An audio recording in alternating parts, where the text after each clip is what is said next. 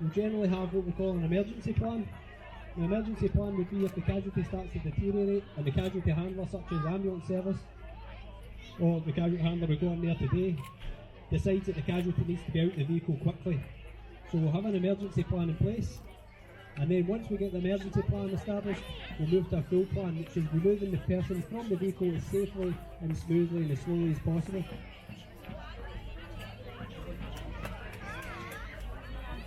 What the crew are doing now is stabilising the vehicle. This is basically an important part of taking the movement of the car that's caused by the suspension out of the equation. So they'll chop the wheels front and back to stop it rolling away, because we don't know what damage has been occurred to the brakes. They will pack up the vehicle round about the sill of the vehicle to take the suspension out of the equation. This limits the amount of movement that the casualty is subjected to with the car rocking about. It makes it solid. The watch commander will also be establishing a passive and an active side. So this is whether or not they're going to be, depending on what plan they go for, they'll use the step chocks, the bigger ones, on the passive side, and the active side is usually the side the casualty is based at. There's always a casualty centred rescue. This will be where we'll use the blocks. They will now work round the vehicle, and a big part of it is making sure we've got to strip away the inside of the vehicle's plastics. The plastic trims you'll see round about the post of the car, round about the windows, need to be stripped away so that we can establish whether or not there is any airbags, because most modern cars now at least have some airbags, whether it's just a steering wheel, but most of them have got them in now the sides, in the roof, for cutting airbags. We also have issues with electric vehicles, where electric cables can run from the front to the back of the vehicle. So we need to figure out exactly where they all are before we go cutting, because we can set them off and basically detonate them. So once they have done that, they will start managing the glass. By managing the glass, what I mean is, they will put protective fabrics in that will get magnetic bits on them, and they'll attach them in so that they can then break the glass safely in a controlled manner, because we don't want the glass popping when we start cutting parts off the car, because it could scare the casualty. So we do it when we want, rather than happening throughout the rescue. You'll notice that in the front, they're currently fitting something over the steering wheel. This is an airbag protector. It basically tightens onto the steering wheel, and it means that if the airbag was to inadvertently go off, it would prevent the airbag striking the casualty in the front of the car, because it might not have gone off in the accident, but it will always be alive, and it could go off at any point. You see they're working their way around the car. They've broken the glass on the far side.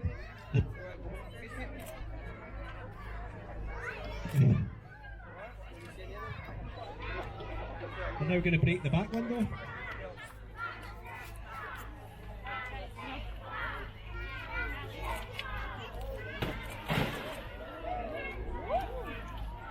So there's different types of glass in cars.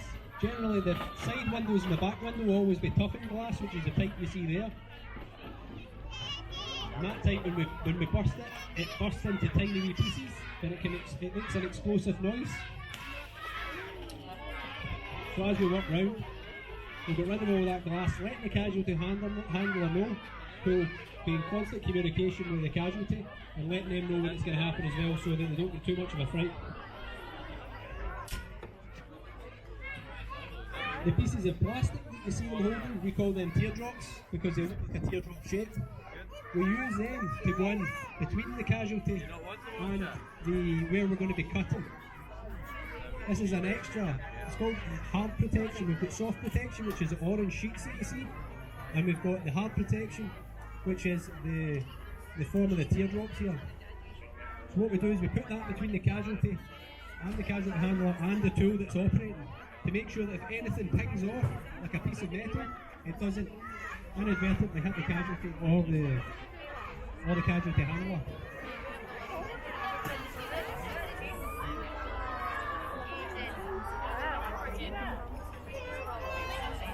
So I continue to break the glass as we go round. It's called simultaneous activity. So they're breaking the windows, but they're also using the tools to remove parts of the car to try and speed up the process. Because what we want to do is make enough space within that vehicle that we can get them out as safely and as smoothly as possible. So the plan here would be the car is on all fours and the casualties in the front seat. In this circumstance we're going to want to remove the roof. So they'll be working their way around the car, cutting the different parts of the car off, starting with the boot lid.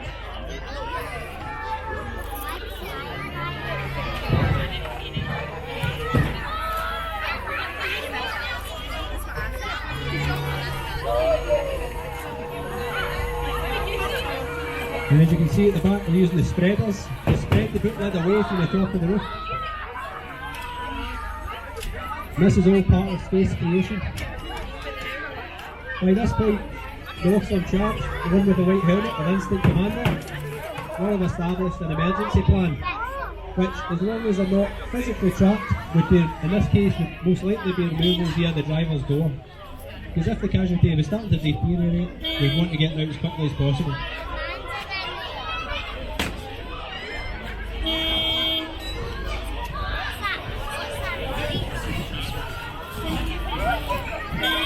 You see two firefighters at the front of the vehicle are currently cutting the windscreen. That's a different type of glass from the rest of the car, because as a windscreen you wouldn't want to tuck in glass that could explode in your face. So it's a laminated windscreen, which has got a sheet of plastic between it, so we need to cut through that with a saw. So we'll pierce the hole in the middle, making a smiley face, or we'll cut a V away from the centre of the window. You finished watching? We'll be pouring water on the windscreen as they do this to reduce the dust. Kirsty, she just took me out of the car there for trial. We stood for about half an hour to get to the station. Over, you're back in. Go. Oliver. Leave mate. A long time ago. Your grandma's. How you been? Good?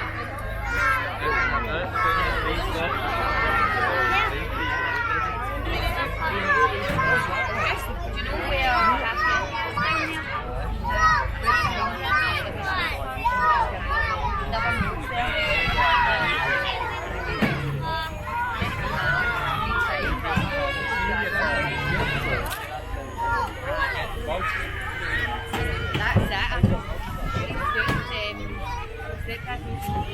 The key on the right hand side of the vehicle is just currently taking the driver's door off.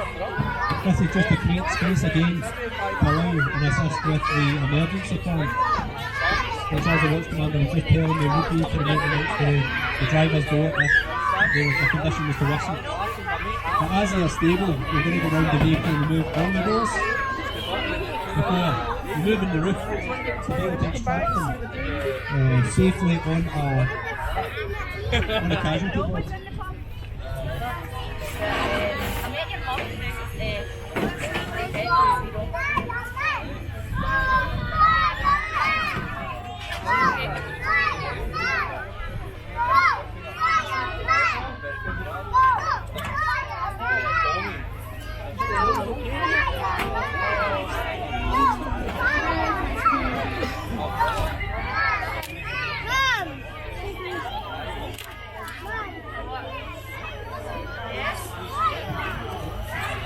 You'll notice that they're putting the tool in this case, the ones that are in use at the moment are called spreaders.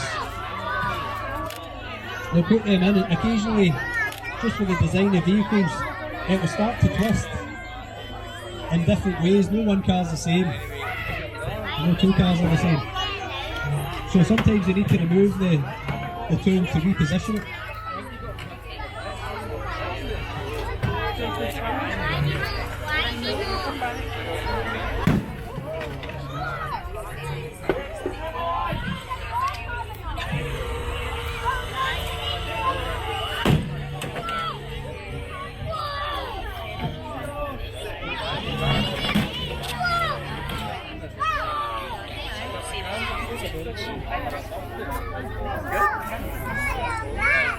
Now they're going to have to get in at the hinge, at the latch,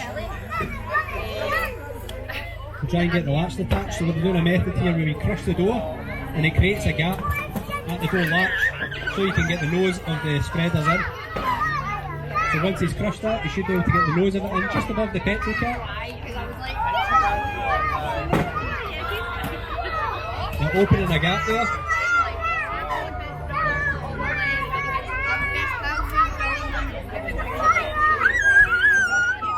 And this will allow him to spread the door free of the latch.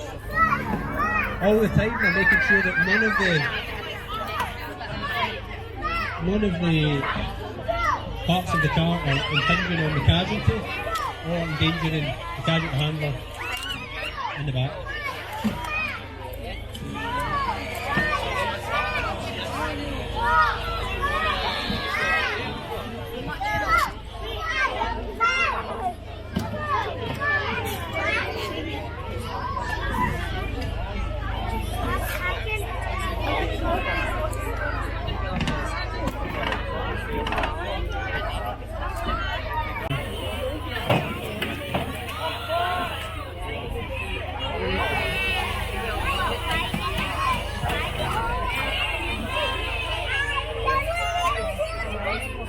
And as I was saying, no two cars are the same. Every car is slightly different each time.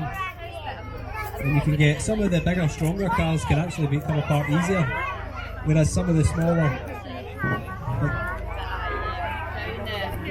cars can be more difficult because a lot of the metal can tear a lot easier, making it more difficult to get it apart. So I think what they've done is they've changed the plan slightly and are now going in with the cutters to cut the latch, because it just wasn't quite doing it on this occasion. Loads of different techniques that we can use, and if one doesn't work we can just adapt and use one a different technique.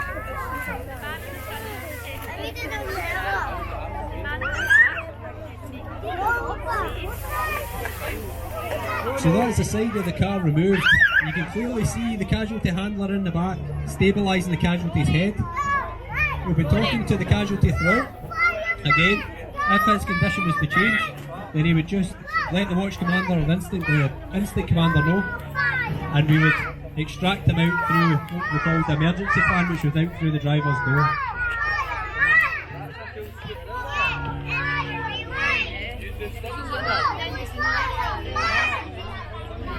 We're now working our way around the car. Starting from the furthest away point, they're going to start cutting to remove the roof.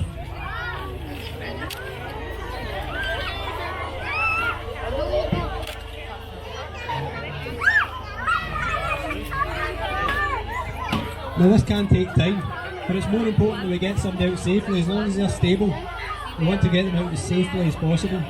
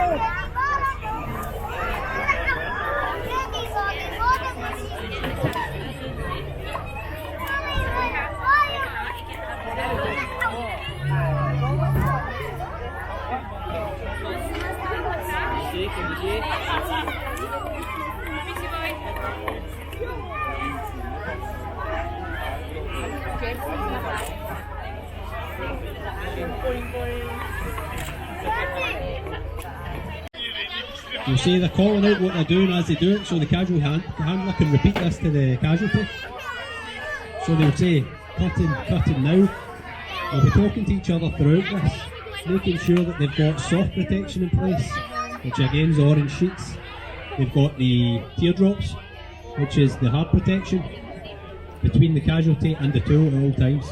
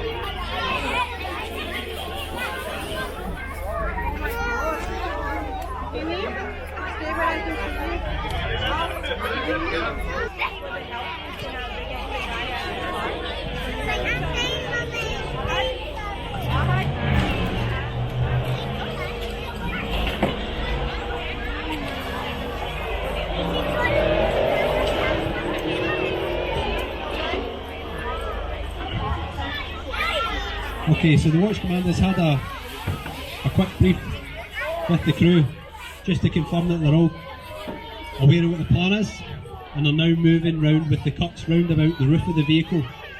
This is it getting to the sort of final stages of the cuts before the roof will come off the vehicle. So they start with the furthest away point from the casualty, working round the vehicle, and then they'll usually finish with the last cut being made near the casualty.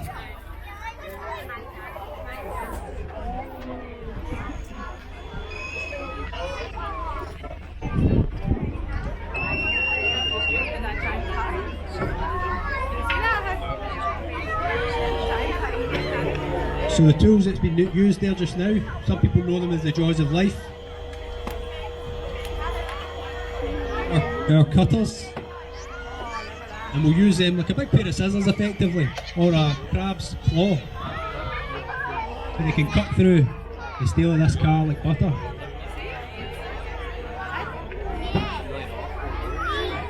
Like I was saying earlier, they'll check all these all the way around the vehicle to ensure that there's no airbags or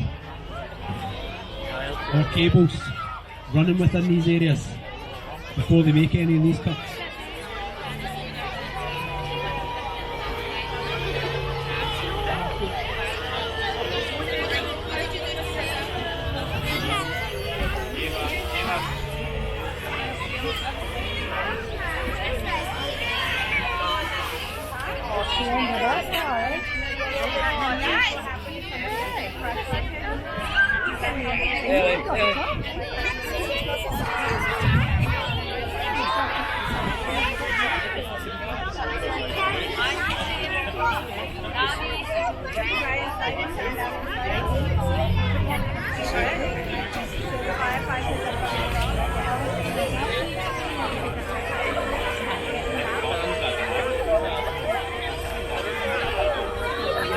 So they're now cutting the A post on the driver's side.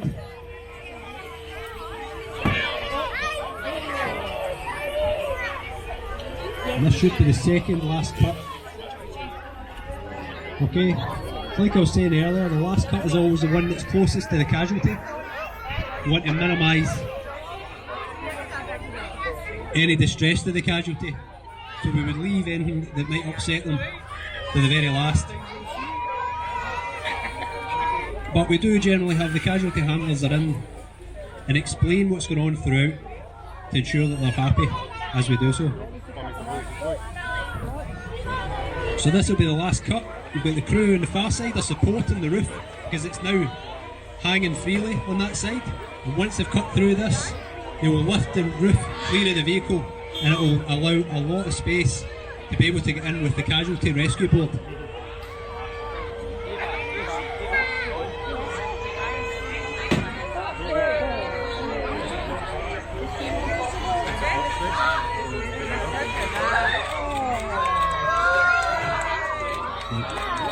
That is the roof clear of the vehicle. It now frees up a lot more space to be able to get the casualty out of the vehicle and maintain a C-spine alignment. Okay.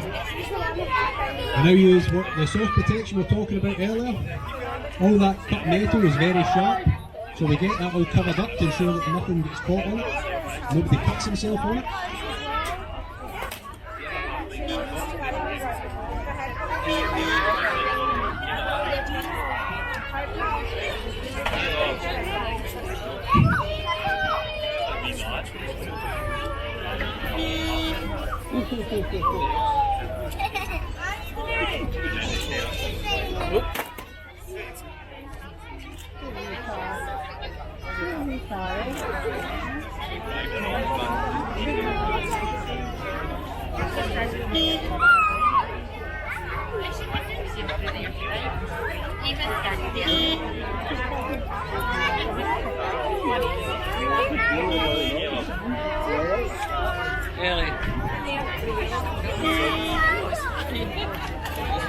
It might be quite difficult to see because there'll be a lot of people around the casualty. It's always a casualty centred rescue.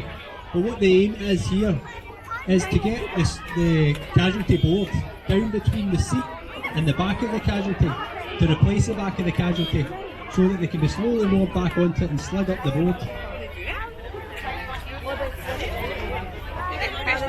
So, what we've currently got is we've got somebody who's taken over the head from the casualty handler and is now supporting the head from the front so that we can access the casualty from the back.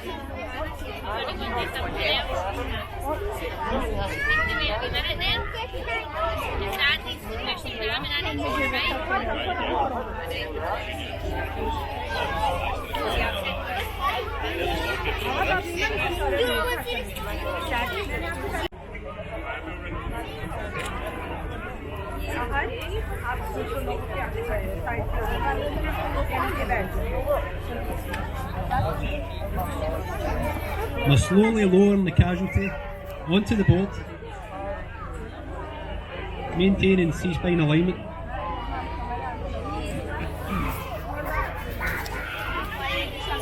We would always assume that they could have a potential C-spine injury just due to the impact of the crash. We can't eliminate it until they go to hospital, we're fully checked over.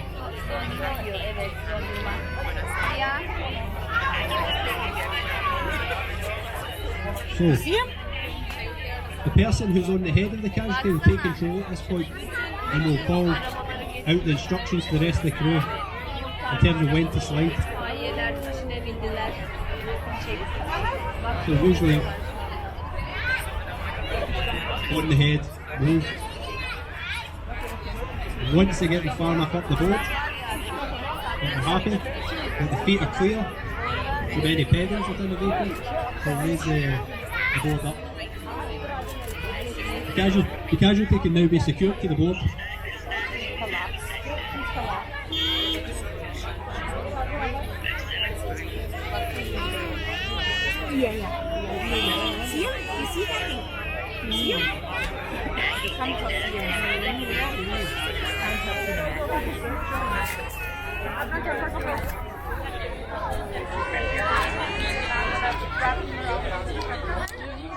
Paul's getting what we call the head blocks. These go either side of the head on the board to stop the head from moving about, and we can strap the head to maintain alignment.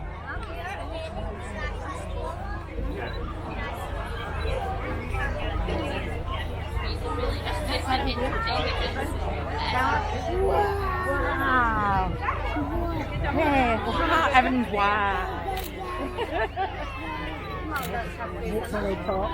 Oh, I know, then they can't stop, he's big brother. I'm going to laugh. The next stage will be sliding the casualty back out the vehicle. They need to do this in stages as they all can't walk back at once. Again, the command's been given by the person who's on the head of the casualty, and will move the casualty back, usually using the vehicle itself as somewhere to rest. So then you'll get the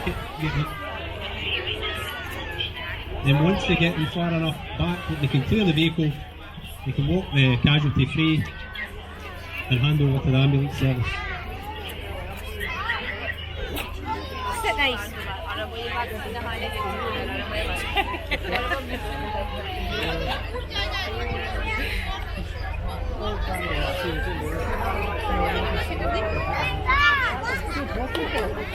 Well done, you get a clap.